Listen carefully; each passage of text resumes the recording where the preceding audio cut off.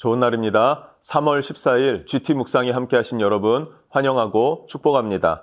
오늘은 요한복음 14장 15절에서 21절 말씀으로 성령으로 말미암은 교제라는 제목으로 하나님 말씀 나누겠습니다.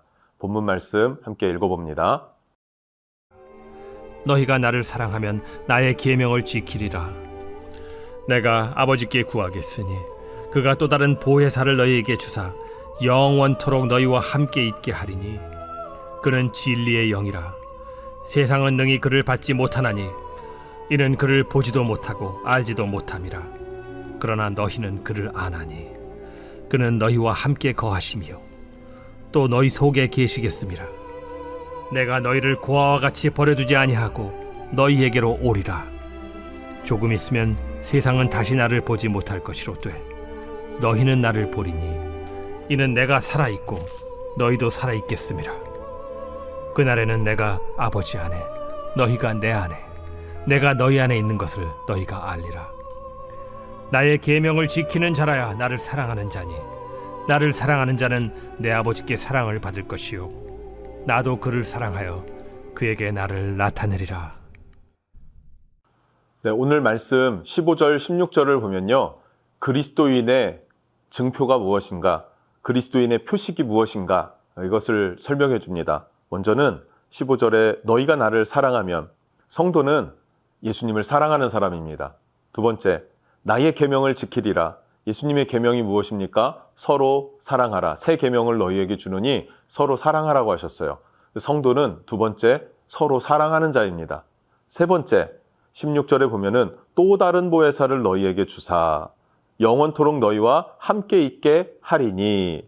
그래서 성령의 인도함을 받는 자, 또 다른 보혜사 성령님의 인도함을 받는 사람이 바로 그리스도인입니다. 그래서 성도는 내가 교회에 출석하고 종교란에다 기독교 이렇게 써서 성도가 되는 것이 아니라 예수님을 사랑하는 사람이어야 하고, 두 번째, 예수님의 계명, 서로 사랑하라고 하신 그 계명을 지켜 행하는 것, 그리고 세 번째, 보혜사 성령님의 인도함을 따라 동행하는 삶을 살아가는 것, 이것이 성도인 줄로 믿습니다. 이 보혜사는요, 파라클레토스, 우리가 많이 들어봤죠. 보혜사라는 단어보다 어쩌면 파라클레토스라는 단어를 더 많이 들었을지 모릅니다. 이것은 법정 대리인을 의미합니다. 법정 대리인.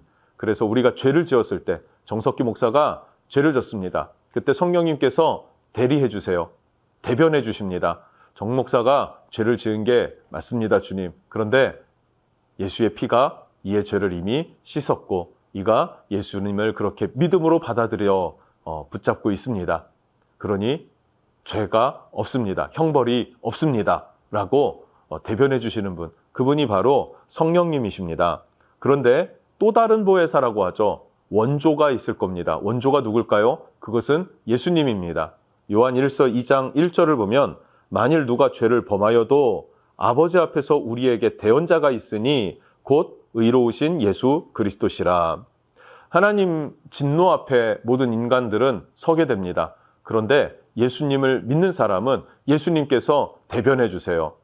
또 정석기 목사가 죄를 졌습니다. 예수님이 대변해 주십니다. 아버지, 맞습니다. 정석기 목사 죄 졌습니다. 그런데 내가 십자가에서 피 흘려 저의 죄를 씻었습니다. 라고 대변해 주시는 분이 누구십니까? 예수님이세요. 예수 그리스도시라. 그래서 예수님이 나의 구세주, 나의 메시아, 나의 왕이 되시는 것이죠. 아멘입니다. 이 은혜를 알기 때문에 그 은혜에 보답하기 위해서라도 죄를 멀리하고 주님의 뜻을 따라 서로 사랑하며 그리고 성령의 인도함을 따라 살아가려고 노력하는 것이죠. 여러분, 그런 성도님들이심을 믿습니다. 18절부터 보겠습니다. 내가 너희를 고아 같이 버려두지 아니하고, 예수님은 자기 사람을 사랑하시되 끝까지 사랑하셨다라고 말씀하십니다. 어떻게 끝까지 사랑하셨는가? 자기가 십자가에 죽으시고 목자를 잃은 양들이 흩어지는 것처럼 제자들이 방황할 것을, 불안해할 것을, 두려워할 것을 알고 계셨어요. 그래서 말씀하시는 거죠. 너희를 고아처럼 버려두지 않겠다. 소외되게 하지 않겠다. 두렵게 하지 않겠다. 라고 하시면서 내가 너희에게 올 것이다. 언제 오신다는 것입니까? 오순절 성령 강림으로, 보혜사 성령님으로 너희에게 찾아올 것이다 라고 말씀하시죠. 그래서 부활 후 50일째 되는 날 오순절 날에 이르렀을 때 제자들에게 성령이 각 사람 위에 임하여 있음을 보게 되었다라고 사도행전에 기록하고 있습니다. 19절 조금 있으면 세상은 다시 나를 보지 못할 것이로되 너희는 나를 보리라. 세상은 예수님을 못 봐요. 부활의 주님을 보는 것은 제자들입니다.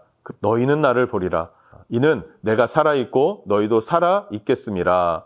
그렇게 주님과 동거하는 날, 동행하는 날이 온다고 말씀하시는데 20절입니다. 그날에는 주님이 부활하신 날, 오순절에 성령님이 강림하신 날, 또 다른 보혜사가 너희에게 임하는 그날에 내가 아버지 안에, 예수님은 아버지 안에 거하시고요. 너희가 내 안에, 우리는 예수님 안에 거하여. 그래서 내가 너희 안에 있는 것을 너희가 알리라. 예수님은 아버지 안에, 우리는 예수님 안에, 예수님은 또 우리 안에. 그러니까 우리로 하여금 예수로 연결고리가 되어져서 하나님과 동행하는 삶. 여기에는 성부, 성자, 성령이 함께 역사하셔서 우리와 함께 하신다라는 사실을 20절에 약속하고 계십니다. 그리고 21절입니다. 나의 계명을 지키는 자라야 나를 사랑하는 자니 나를 사랑하는 자는 내 아버지께서 사랑을 받으실 것이요 나도 그를 사랑하여 그에게 나를 나타내리라. 네, 계명을 지키는 사람, 계명을 지키는 자라 나를 사랑한다. 계명을 지키지 않으면 하나님을 사랑하는 것이 아니다라고 말씀하시죠. 계명이 무엇입니까? 서로 사랑이에요. 서로 사랑. 서로 사랑하지 않는 것은 뭐라고요? 예수님을 믿는 것이 아니다. 사랑하는 것이 아니다. 그런데 주님은 누구를 사랑한다고요? 서로 사랑하라는 이 계명을 지키고 행하는 사람, 믿고 행하는 사람을 예수님은 더 사랑한다고 합니다. 왜 더 사랑하시는가? 왜냐하면 그것이 아버지의 뜻이기 때문에 예수님의 뜻이 아니라 하늘 아버지의 뜻을 행하여서 서로 사랑하는 그 계명을 지키는 자, 예수님이 더욱 사랑한다고 이야기하세요. 서로 사랑합시다, 용서합시다, 받아줍시다.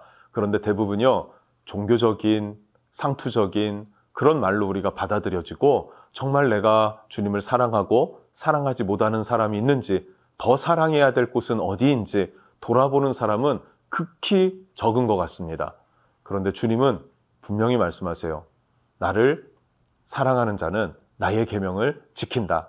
나의 계명을 지키지 않는 사람은 나를 사랑하는 것이 아니다. 여러분, 어떤 임재 안에 들어가서 찬양과 기도로 말씀으로 하나님의 사랑을 느끼면서 눈물을 흘릴 수가 있습니다. 그런데 그것은 감정에 지나지 않을 수도 있어요. 무엇과 연결되어져야 진심입니까? 서로 사랑이 실천되어져야 그게 실제가 되는 것이죠. 여러분, 주님을 사랑하는 걸 알고 있습니다. 그 사랑이 실제로 서로 사랑으로, 형제 사랑으로, 하나님을 사랑하는 사랑으로 이어져서 열매 맺는 여러분 되어지시기를 주님 이름으로 축복합니다. 이것을 돕기 위해서 예수님께서 우리와 함께 하세요. 어떻게요? 보혜사 성령님으로 우리와 함께 하십니다. 그 은혜 안에 거하는 여러분 되시기를 주님 이름으로 축복합니다. 기도하겠습니다. 하나님, 온전히 주님을 사랑하고 주의 계명 위에 서기를 원합니다. 그러기 위해서 성령의 인도함을 받는 우리의 삶 될 수 있기를 원합니다. 예수님께서 먼저 보혜사 성령님 되어주셔서 대언자가 되어주셔서 내가 죄악과 허물 가운데 있을 때 나를 대변해 주셨습니다. 또 다른 보혜사이신 성령님께서 또 내가 연약하여 넘어질 때, 포기할 때, 무너졌을 때 그때 주님께서 내 죄와 허물을 대변해 주십니다. 우리는 그 사랑 안에 머무는 자요, 그리고 그 은혜 안에 거하는 자임을 알기 때문에 더욱 주를 사랑해서 주의 계명 가운데 거하고 주의 성령님을 의지할 수 있게 해주십시오. 그러면 우리가 주님 안에, 주님은 아버지 안에, 또 성령님이 내 안에 그렇게 나를 견인하시고 이끌어 주셔서 주와 동행하는 삶, 삼위 하나님과 연합하여 동행하는 구원의 삶을 살게 되는 줄로 믿습니다. 그런 삶을 살아가는 믿음의 성도들 되도록 축복해 주시옵소서. 예수님의 이름으로 기도합니다. 아멘.